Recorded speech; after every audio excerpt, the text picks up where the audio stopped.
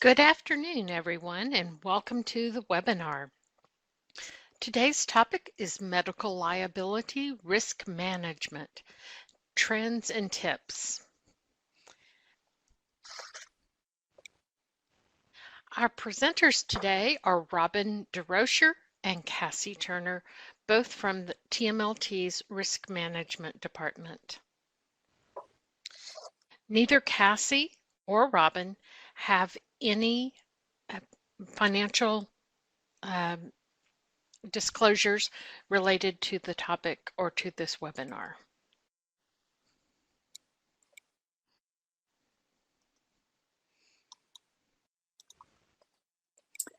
Thank you all for joining us. Cassie and I appreciate you spending part of your day with us.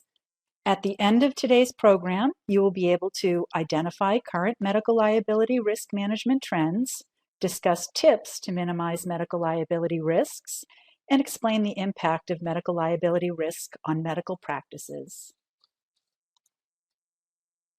So, what have we seen recently that falls outside the scope of traditional medical liability risk? COVID-19 has dominated medicine and the world for the past several years. Unfortunately, in the United States, we saw a ripple effect of disruption in practices and hospitals, belligerent and disruptive patients and families, some due to grief, some due to differences of opinion on COVID-19 precautions, such as masking and vaccines. Telemedicine restrictions loosened in response to COVID-19, and this is a trend that may, to a certain extent, remain. In response to COVID-19 and in accord with the increase in telemedicine, medical boards and regulatory bodies in some states loosened prescribing rules for controlled substances. For example, in Texas, making it easier to prescribe via telemedicine. When considering or utilizing telemedicine, ask yourself, can the standard of care be met during this type of encounter? If the answer is no, we suggest setting up an in-person visit instead. And while the United States has seen a worsening of opioid deaths, this isn't necessarily due to the loosening of these rules. It seems largely to involve the use of potent synthetic opioids, such as fentanyl, that are increasingly mixed, sometimes unknowingly, with other drugs like cocaine and methamphetamine. By June of 2021, synthetic opioids were involved in an estimated 87% of opioid deaths. Last, but definitely not least, physicians and healthcare workers are exhausted and burned out.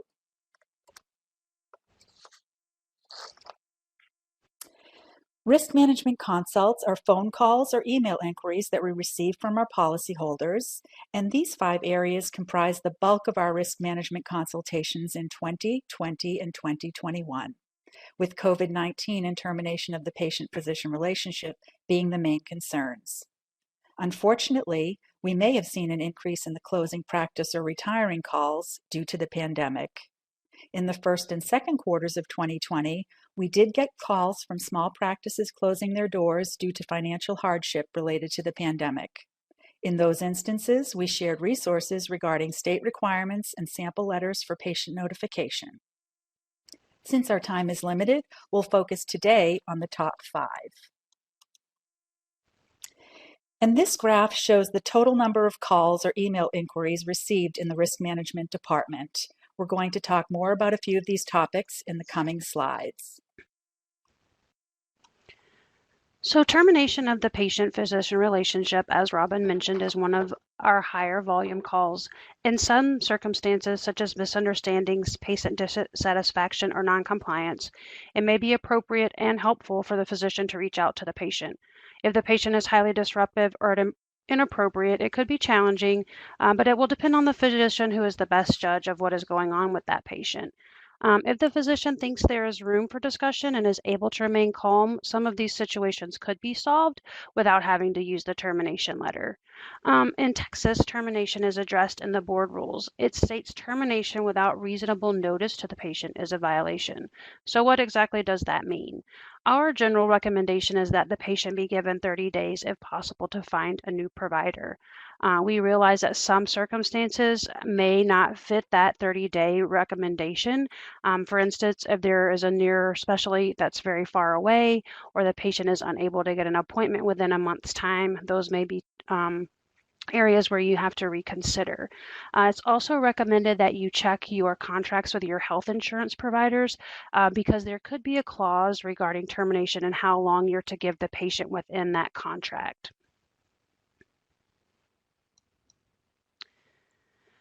We don't recommend an automatic termination. Termination, as I mentioned, should be reviewed by the primary provider. Again, recommending the 30 days. It depends on the situation. If a patient is threatening or violent, immediate termination of the relationship may be appropriate, and that is certainly an option. In this situation, documentation will be very imperative, as with any situation when you're doing termination, making sure that you have really good documentation is going to be vital.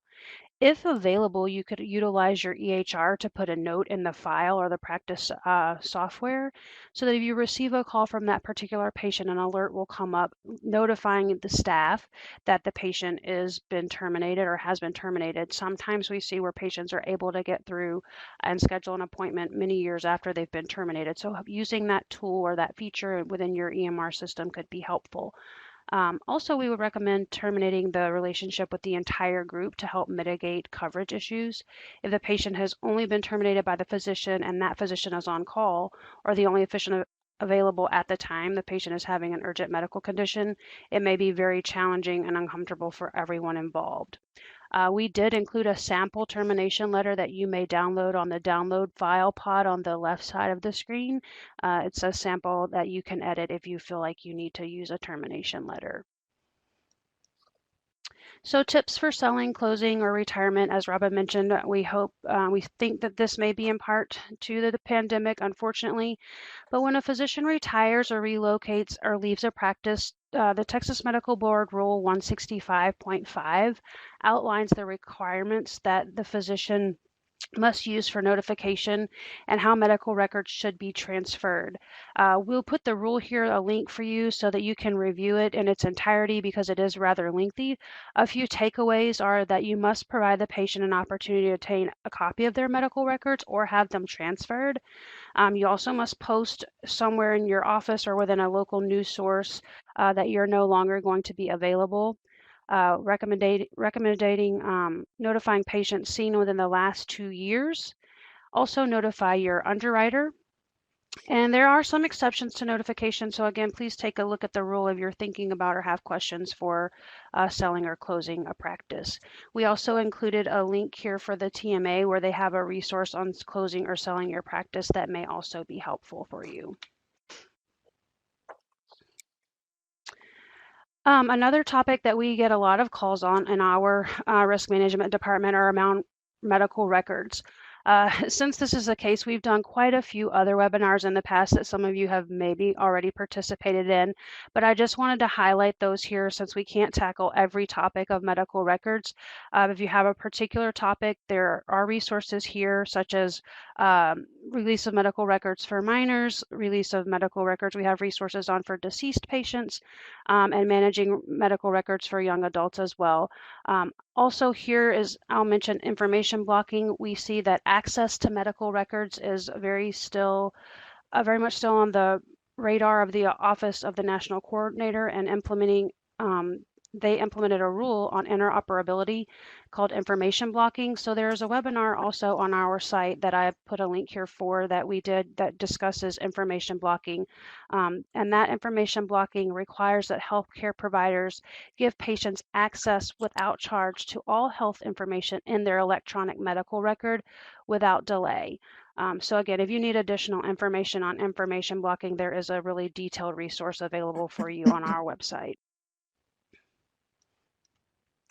And then other questions around regulatory and Texas Medical Board that we get are HIPAA rules to be aware of, requirements to have a HIPAA privacy and security policies and procedures in place, conducting a risk assessment, training your employees on how to protect patient data. Again, access to records is very much the focus of the Office of Civil Rights, and not creating barriers to receiving medical records in a timely fashion is something that we get a lot of calls on. As Robin already mentioned a bit about opioids, due to the changes and the COVID-19 prescribing. We also include another resource here. I hate to keep directing you to resources, but some of these topics are so detailed. I want to make sure you have another resource if you have some specific questions. The opioid resource there where the attorney Brett Rowe explains the mandatory use of the Texas Prescription Monitoring Program. And he also describes Texas law and some ways to reduce your liability exposure when prescribing opioids. And as Robin mentioned, also the use of telemedicine now, and the Texas Medical Board has also clarified the 10-day limit of opioid prescribing for acute pain, and patients can return for a follow-up and receive another prescription after that 10 days. Well, it hasn't been easy for all of us to stay on top of the guidance due to frequent changes as we learn more about COVID-19 and available treatment options. We do encourage our providers to follow CDC, state health department, and specialty society guidelines whenever possible. When this is not possible, it's really important for you to document your rationale for not doing so. And as you develop COVID-19 policies, be sure to include creation dates and revision dates on your written policies. You should maintain old or previous versions should questions arise about what took place in your practice during a specific time period. This is actually true for all policies that you develop and implement in your practice. And it's something that we sometimes see when we visit practices, that they're creating great policies, but we don't necessarily know when they've been implemented or created or revised. So those details on the written policy are really important. And if questions do arise, we recommend that you consult with risk managers within the facilities you practice at or contact your medical liability carrier. And we don't expect that you're going to be able to read this slide in detail. If you do download the PowerPoint presentation, I'm sure it will be more readable and you'll be able to see the details that I'm going to discuss. But this really includes the main COVID-19 related questions we received from the beginning of the pandemic through the end of 2021. We think it's interesting to discuss a few of the trends. While we won't get into the weeds, we do think that several of the big blips demonstrate what physicians and practices were experiencing. For example, the immediate 2020 first quarter requests for information on how to quickly implement telemedicine in the practice is shown by the light green line. And for general clinical guidance on COVID-19, that's the yellow line. When we looked further, we discovered that most of the questions related to how to implement infection control, quarantine, and notification protocols when staff or physicians tested positive for COVID-19. As the CDC, state health departments, and specialty societies started developing and updating protocols, we saw a gradual reduction in those questions. Also of interest are the spikes in questions regarding restrictions on Texas-specific elective surgeries, as demonstrated by the orange line. Requests for language to use in practice forms regarding the possibility of COVID-19 exposure during medical treatment, the bright blue line in mid-2020.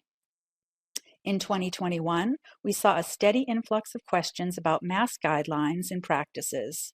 And in the third quarter of 2021, we saw a trend in calls regarding vaccine mandates for employees. TMLT provides a free service to its policyholders called a practice review. Some of you on this call may have experienced some time with us performing a practice review. It's when risk management representatives work with practices to identify areas of potential liability exposure. And after a careful assessment of medical record documentation, review of policies and procedures, a tour of the practice, a written report is provided that outlines recommendations requiring action by the physician or the practice. And this slide shows the top 10 practice review recommendations given in 2021. We'll talk more about the practice review service later in the webinar. Let's dig into a few of the top recommendations made. So as Robin mentioned, the top recommendation that we see when we do our practice reviews is around medication review and documentation. So the recommendation is to check with your staff and make sure they're going through the entire med list with the patient and not just asking them if they're still on the same medications. We see that sometimes patients may not remember what you have on your list from 6 months ago or maybe a year ago. So that's a little tip to maybe help to get an accurate med rec list into your system. Another thing that is a recommendation that we make is around double entries that can be dangerous if those entries are not updated, particularly if you're giving a discharge summary or a visit summary to the patient at the end of the visit and that has not been updated. If you're giving a new dose of warfarin, for example, the old dose was 5 milligrams every day.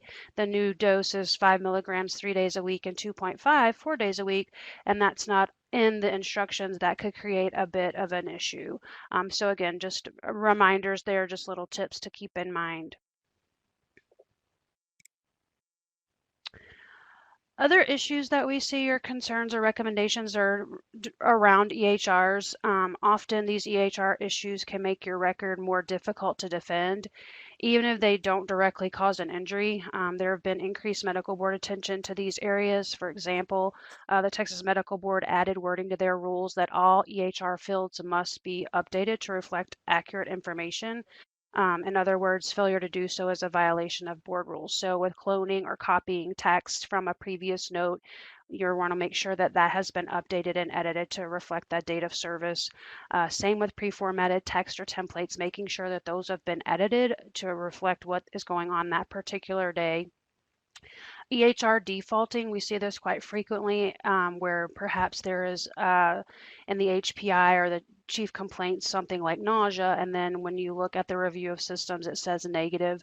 Again, this is something that perhaps having your staff review and update, and then the physician, when you review that, making sure that it is updated and reflects what's in the HPI so that there's continuity in the note, and then timeliness of completing notes. Again, even if these issues don't directly cause injury, in the event of a claim, any contradictory information can strain credibility and be very difficult to defend. So let's touch on informed consent. And when I hear about this topic, one thing that I like to bring up here in Texas is the Texas Medical Disclosure Panel that was established in 1977. And again, during practice reviews, we're finding that not all of the healthcare providers are aware of the Texas Medical Disclosure Panel. So we like to share this resource so that you can go and take a look at the details. But the panel was appointed by the Commissioner of Health and is comprised of 9 members, 3 members licensed to practice law in Texas, and 6 members licensed to practice medicine in Texas. The purpose of the panel is to determine which risks and hazards related to medical care and surgical procedures must be disclosed by healthcare providers or physicians to their patients or persons authorized to consent for their patients, and to establish the general forms for such disclosure. List A outlines specific risks that should be included on consent forms and in your discussions with patients. The list is quite extensive and goes through body systems and specific procedures.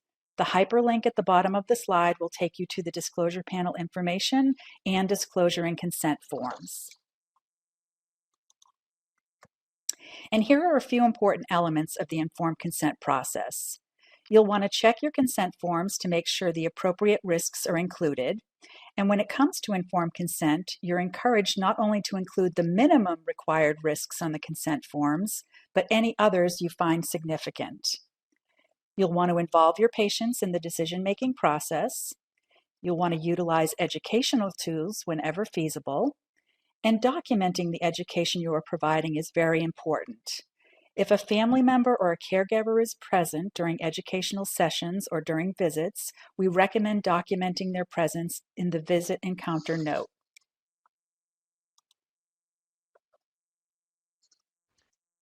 So a few general practice considerations that could also impact defensibility or liability are around these topics: policy and procedure, no-shows, non-compliance, and tracking. So with regards to policies and procedures, it is recommended that you have policies and procedures for your clinical practices in place, and that those are being reviewed and that they are being updated, uh, and that they are customized to what your practice is doing. We know that the TMA has available a manual for purchase, so that could be something if you don't have policies and procedures in place to look into purchasing, as it will help you to not have to recreate the wheel. Their version is about 625 pages of up-to-date samples with letters and forms, and also there's some HIPAA information in there. It comes in a Word format, and you can customize it to your practice. It's applicable to practices from solo physicians and also to larger groups, and it's also specific to Texas state law. TMLT policy holders get a discount from the TMA, as well as that you can apply when you call their knowledge center if you're interested in that. And also TMLT Cyber Consulting Services has an available manual for HIPAA privacy and security policies, and they can work with you to develop any policies regarding HIPAA privacy and security if that's something that you are needing for your practice. So with regards to noncompliance and no-shows, unfortunately, but unsurprisingly, patients who are not compliant may have poor outcomes, as you well know. In these such situations, noting, following up on, or documenting that noncompliance may not only improve outcomes, but help to defend you if a bad outcome can't be prevented. It's important to document noncompliance factually, but compassionately with the patient's access to the EHR in mind. As we mentioned earlier, the laws regarding access and information blocking mean that patients have the right to see your notes almost immediately. So keeping that in mind as you're documenting factually what occurred with noncompliance or with no-shows. We also provided a sample here for you, and it's in the download pod if you're looking for follow-up for a no-show or for noncompliance. There's a sample there that you can use for that patient if you're needing it. In line with no-shows and noncompliance is tracking of labs, diagnostic test results, or consult referrals. The ordering physician is responsible for tracking these. So we just encourage you to have a tracking process in place. Oftentimes we see that this is done within EHR. If it's not done there, then thinking through a way that you can track these so that someone is looking for results, they know where to find them, or if the results have not been received, it's evident that they have not been received. Also, it could be helpful to involve the patient in the tracking process, encouraging them to contact you if they have not heard back from you within a certain amount of time. That could be a way to prompt some review of labs and diagnostics and tracking those. The results or consult note may be routed to a wrong physician, so again, helpful to have them prompt. And maybe the patient did not go, so follow-up is warranted. These are important things to consider. Just as with noncompliance and no-shows, they may not improve only the outcomes of the patient, but also to help to defend you if a bad outcome can't be prevented.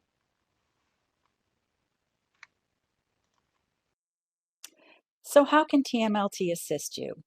Here are some of the risk management services that we offer to our policyholders. For this presentation, we'll focus on risk management consultations, practice reviews, continuing medical education, and resources. We'll tell you a little bit more about the results of these activities so you can see what current trends are and what other practices might be doing to mitigate risk. For the risk management consults, our risk management team is here to help. A risk management representative is available to assist policyholders during business hours. If you have an issue you'd like to discuss, there are two ways that you can contact us. You may call our main number and let the operator know you'd like to speak with a member of the risk management team, a risk management representative, or you may send an email to rmconsult@tmlt.org. We ask that you include your name and policy number so that we can verify your policyholder status and respond in a timely manner. That's true when you're calling to talk with us as well. If you have your policyholder number available, it will expedite the process for us. And for risk management consults, oftentimes the caller has an idea of what they're wanting to do, and they're just using us as a sounding board to talk through the issue at hand. We might be able to provide some resources they weren't aware of and just be there, and ultimately the policyholder will make the decision on what to do in the end. And here we have our practice review service outlined, where we're assisting physicians and staff in determining and mitigating risk exposures. And as mentioned earlier, practice reviews are a free service to our TMLT policyholders. The elements of the review are outlined in the bottom of the graph, and I'm going to address each step in the process. For the medical record review, we look at a random selection of medical records, including new patients, return visits, If you're doing office procedures, we'd like to look at notes for office procedures. If you're performing surgery, we'd like to look at your pre-op, your intra-op, your post-op notes, and we even want to look at some phone call documentation. We review those records for strengths and weaknesses.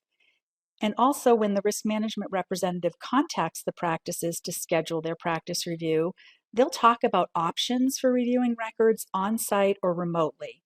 There are several factors to be considered when planning this process. For instance, does the practice have the capability of providing access to records remotely, or is an on-site record review the preferred method? For patient care policies and procedures, we review those to see if they are current and customized to fit your practice, as Cassie mentioned earlier. We'll also be doing a tour of the practice. We'll be looking for required postings, such as the Texas Medical Board complaint notices in English and Spanish. Do you have a lab area? Do you have a CLIA waiver or a certificate to provide those lab services? And if applicable, do you have sample medications in your practice, and are they stored in a secure area where patients don't have access to that area? And is someone going and checking that the meds in the sample closet have not expired? And then also we'll want to look and see what type of emergency equipment you have. The type of emergency equipment and medications will vary depending on your specialty, the patient population, and what is taking place in your practice. If you're an allergist performing allergy testing and immunotherapy, you'll want to have medication and equipment readily available to treat an anaphylactic reaction. If you're performing stress testing, you're a cardiologist, you'll want to have equipment to resuscitate a patient should they have some event during the stress testing. And also, something that is often overlooked is, do you have a process to review equipment for maintenance according to manufacturer's guidelines? Is someone reviewing medications that are emergency medications in your kit for expiration dates? And are you documenting these regular checks? Do you have radiology areas? And is there a radiation notice posted? We're also going to supply some questionnaires in advance of the review. They're sent to the practices, and we ask that those are completed so that we can identify areas of risk exposure and offer mitigation strategies. There is a required wrap-up meeting at the conclusion of the practice review to discuss observations and findings. We invite all physicians in the practice, and all are encouraged to attend. If you employ advanced practice providers that are insured with us, they are invited as well. It is an opportunity for the risk management representative to discuss findings and ask questions. It's also a time for physicians to ask risk management questions that may be affecting their practice. The practice review wrap-up discussion is scheduled in advance and takes approximately 1 hour. It comes with an opportunity to earn 1 hour of ethics CME, and we know that a lot of our providers are looking for this for their license renewal. A recommendation report is sent to the practice with a summary of the findings. We require a written response within 30 days of receipt, outlining any corrective action plans for each recommendation. TMLT policyholders who complete a practice review may earn a 5% premium discount after practice review recommendations are met. This discount continues through the expiration of the current policy period plus 2 full policy periods. The feedback we receive about this service on surveys is overwhelmingly positive. Most practices who go through this practice review process request repeat reviews every 3 years. We're basically building relationships one practice review and consultation at a time. And to request a practice review, there are also the 2 ways that you can do so, similar to the consults. You may call the main number, tell the operator you're requesting a practice review, and they will connect you with a member of the risk management team to get the process started.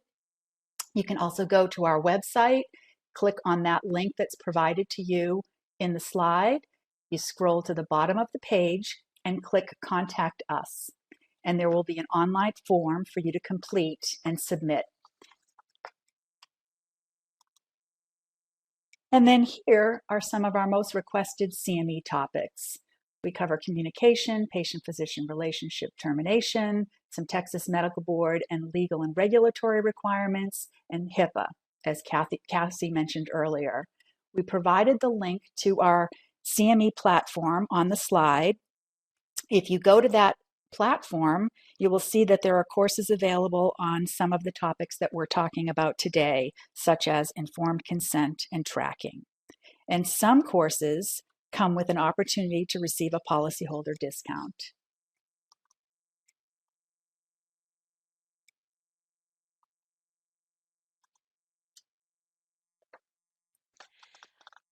So I'm Kathy Bryant. I'm hosting the webinar, but Cassie and Robin asked that I speak to TMLT's Cyber Consulting Services, which is another benefit for our policyholders.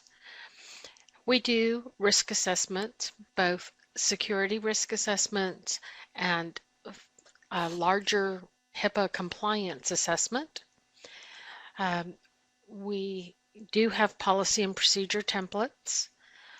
We offer options for employee training, and we've recently added the cyber buy-up to our team's responsibility. The easiest way to contact us for any of these services is at cyber@tmlt.org.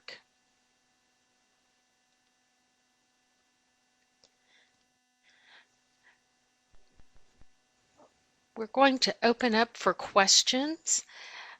Before we do, just a reminder, you can download the files in the left-hand side.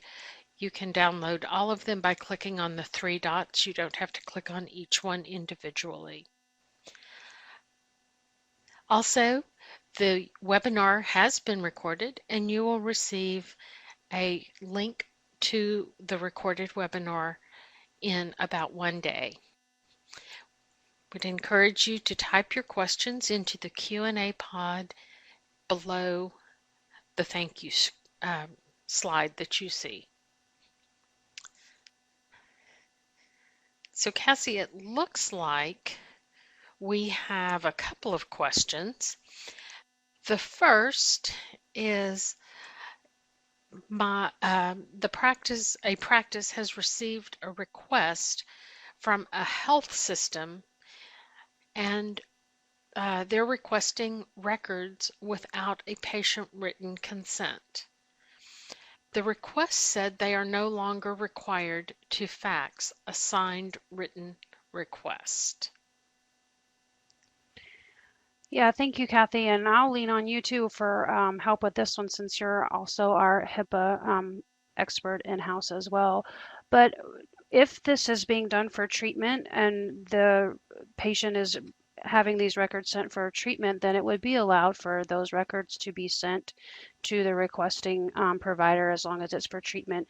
You can reach out to the patient and discuss with them if they're actually authorizing this and make a documentation of that in their note, just to make sure that it is actually a legitimate request. I'll let you add anything, Kathy, if you'd like from your perspective. I would agree that, again, like Cassie said, if it's for treatment purposes, and most likely if it's a health system reaching out to a practice, it is for some sort of continued treatment. The next question is, where can I find a Spanish version of the Texas Medical Board compliant or notice?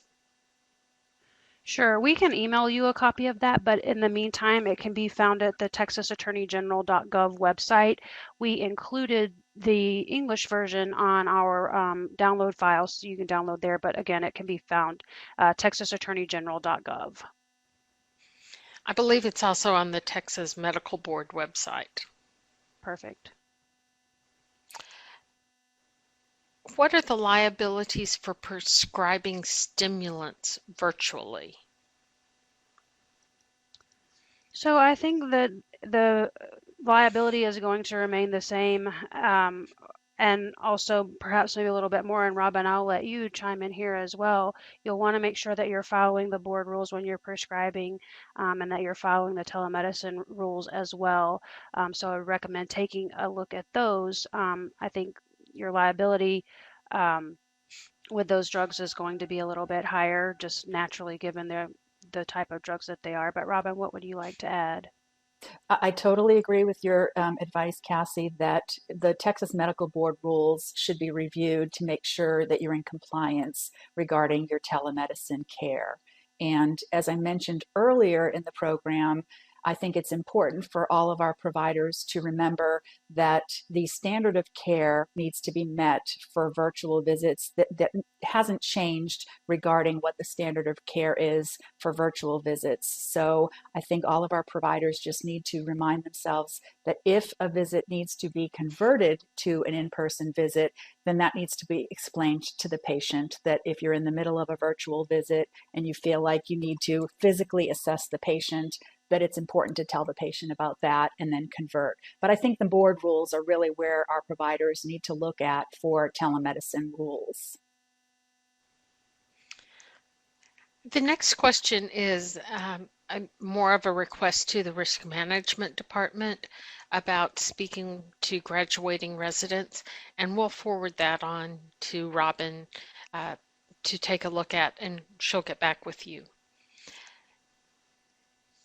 The next question is, do you have a practice audit template we could utilize before having you come out for a formal practice review? Currently, we do not have a template that we send out for before doing a review. We do have some brief outlines of what we'll be looking at, as what Robin mentioned during the program, as far as what the review consists of, but nothing that we send out as far as a checklist prior. Robin, Cassie, anything from your on that? Go ahead. yeah, I just want to add to that, the practice review process is meant to be a very easy process for you to go through. There's no studying that needs to be done. We really want to make this smooth, and we don't ask you to do anything other than complete the questionnaires and supply us either copies of medical records while we're either in your office or remotely. And again, we don't want you to spend a lot of time doing anything in advance of the practice review. Once we do the practice review, we make any recommendations. That's where you'll be spending the time making some changes in your practice based on our recommendations. And so I would suggest just waiting for the representative to contact you, go over the process, outline what will be done, and then for that wrap-up discussion, involve as many of the providers that are in your practice into that discussion. And if you have an office manager or a practice administrator, sometimes involving them in that wrap-up discussion is helpful because they will be helping you implement some of the changes that we're recommending to the practice. Are we able to get a COVID policy from the Texas Medical Board? Kathy, I'm not aware that there is a specific policy that the Texas Medical Board has put out outside of some of the changes to the current rules with regards to telemedicine opioid prescribing that we've mentioned thus far. I will mention that the TMA, as well as our TMLT hub, has quite a few resources available around COVID. If you're looking for something specific, you could maybe look on those resources and check there. Robin, do you know of anything? I am not aware of any Texas Medical Board specific COVID policies. We're really tuning into the CDC and the state health department for their information on what's happening in real time. And like I mentioned earlier, the guidance changes frequently. So we do ask for someone in a practice to be a champion and keep an eye on the ever-changing policies and guidelines. But no, I'm not aware of any TMB COVID policy being available. I do believe that there is a whole section on the TMB website about COVID and all the changes they made in response to COVID. Right. I'm not seeing any further questions.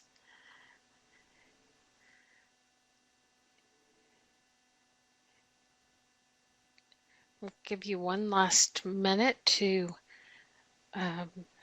type any more questions in. I'm still not seeing any further questions. I'd like to again just thank you all for attending today's webinar. We appreciate your attendance. And when you have the link to the recorded webinar, know that you're free to share that with others on your staff or colleagues as well.